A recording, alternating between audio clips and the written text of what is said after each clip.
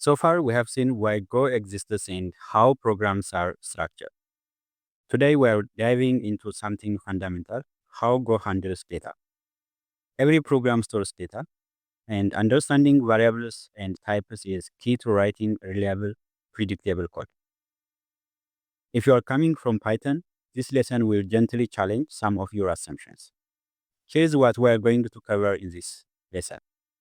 Declaring variables using var or short declaration, core built-in types, zero values, type inference, and why it is not dynamic typing. Let's begin with how to declare variables.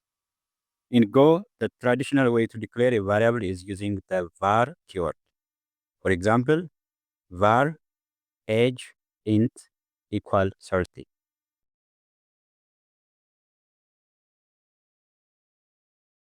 Here, var declares a variable. Age is the identifier or a name of the variable. Int specifies the type we store into that variable, and 30 is the value assigned to a variable age. Go is statically typed, meaning the compiler must know the type before the program runs. But when you compare this to Python, for example, age equals 30. Here, Python determines types at runtime. Go determines them at compile time. This difference affects performance, error detection, and scalability. Most real-world Go code uses a shorter, more convenient syntax inside functions. Inside functions, you can write age : equals 30.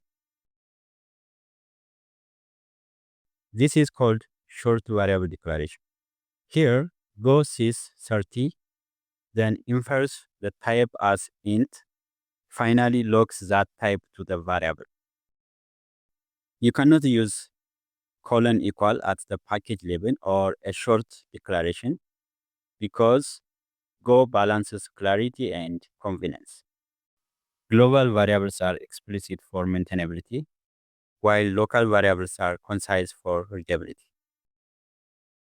Now that we know how to declare variables, let's look at the types of values they can hold. Go keeps its type system small and predictable.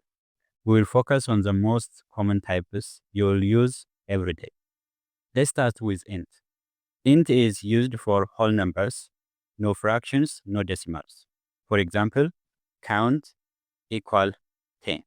Here, count is automatically inferred as an integer. One important rule: Go doesn't automatically mix numeric types. If you try to combine an int with a float 64, the compiler will stop you. Why? Because Go prefers explicitness. Every operation has a clear type. This makes your code predictable and safe, especially in larger systems. Next, float. This is Go's type for decimal numbers. For example, price equal 19.99.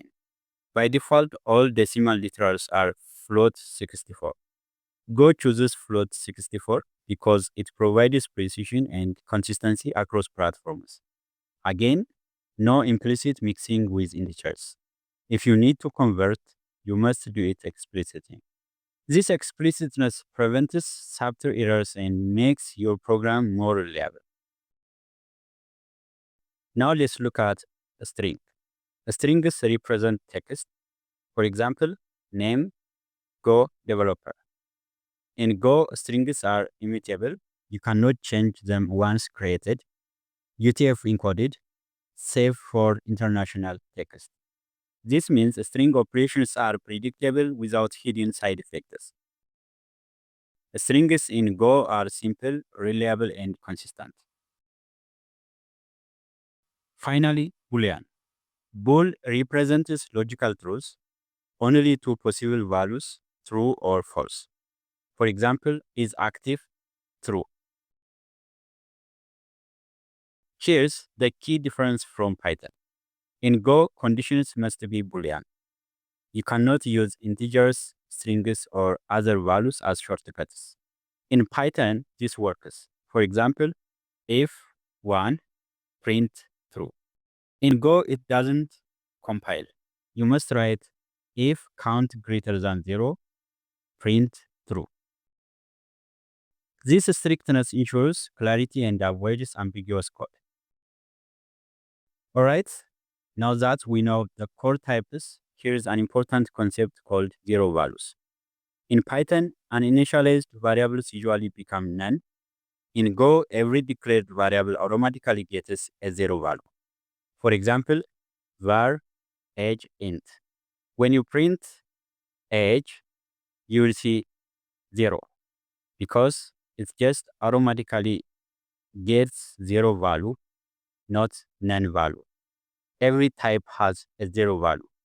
For example, int has 0, float 64 has 0.0, string has empty string, and bool has false.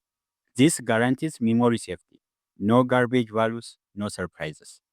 Nil exists, but only for reference types, pointers, slices, maps, channels, and interfaces. But zero values are part of Go's reliability philosophy. Earlier, we wrote x colon equal 10. Go inferred the type as int, but notice, inference doesn't mean dynamic typing. Once Go decides a type, it is fixed. You cannot later do. For example, x equal hello. That will fail at compile time. When you compare with Python, variable types can change freely. In Go, types are contracts. Type inference is convenience, not flexibility. This distinction is fundamental. It affects debugging, code design, and system scalability. So far, so good. Let's review today's key pointers. How to declare variables using var or short declaration. Core types such as integer, float 64, string, and bool. Zero values, a built-in safety feature. Type inference versus dynamic typing. These concepts form the foundation of Go programming. Everything else builds on this. In the next lesson, we will explore constants and formatted output. Now that you understand how Go handles variables and types, you are ready to write more structured and predictable programs. See you in the next lesson.